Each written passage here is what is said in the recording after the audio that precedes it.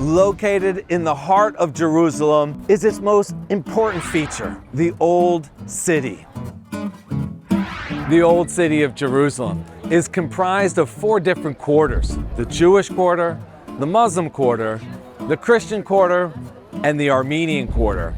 And today's episode, we are going to discover all that is offered in the Jewish quarter. Right in the heart of the Jewish quarter is this massive square complex known as the Rova. And in the middle of the Rova, you have this beautiful golden menorah.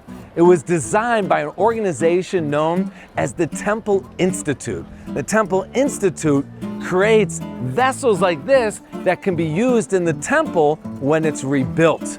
Now, we know the original menorah was made from solid gold.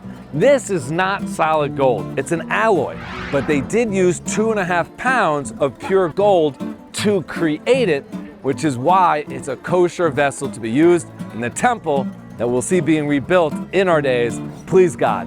Let's continue as we discover more of the Jewish quarter. One of the monumental buildings here in the Jewish quarter is a synagogue known as the Horva, which you can see behind me, that large white dome building. Now, Horva in Hebrew means something that's ruined. This synagogue clearly doesn't look like it's ruined, but the original one was.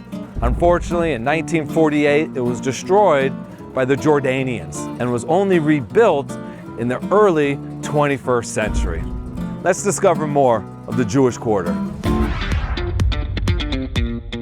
One of the highlights for many people visiting the Jewish quarter is coming here to the Roman Cardo, which really has nothing to do with the Jews, but at the same time, it has everything to do with us. The reason behind that is the fact that it was built by Hadrian, who was a wicked emperor of Rome, who destroyed Jerusalem and even renamed it after himself. He called it Aelio Capitolina. Along the walls of the Cardo are a series of mosaics that depict what life looked like here in the Old City about 1,500 years ago. But the mural you can see behind me has one thing that just doesn't fit that time frame. That's right, it's the boy right there with his hat on backwards, a backpack, and a plastic bottle of water. But there's a Jewish girl from 1,500 years ago handing him a pomegranate. And what does the pomegranate represent? Well, according to our tradition, there are 613 seeds in the pomegranate, one for each mitzvah. So what she's telling him is that you and I are the same. We might dress differently, but our tradition is the same. Our decisions are based off the ethics and morality that have been handed down through the Jewish people from generation to generation.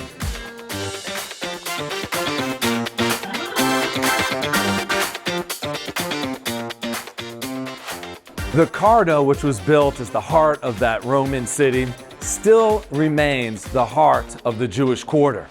Here you can see artists from all around Israel presenting their incredible wares, and if you're looking for a memento while visiting Jerusalem, this is the perfect place to make your purchase. The Jewish quarter isn't just comprised of museums. It's also a living, breathing community of over 600 families. And every now and then, the families living in these homes here want to dig down and make for themselves a basement. In doing so, they'll tend to strike upon some archaeology. And when that happens, voila, a new museum will be created. This is how we discovered one of the most important museums here in the Old City, the Burnt House, which we know belonged to the Katros family towards the end of the Second Temple period. The Katros family is also mentioned in the Talmud, making this discovery that much more special. And then there's also the Herodian mansions, literally underneath what is the Jewish quarter today.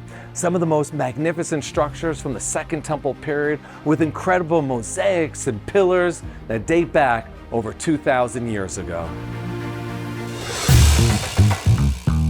When visiting the Jewish quarter, one must visit the Western Wall, the closest place that we can get to the Holy of Holies, the place where the temple stood, the holiest place according to Jewish tradition.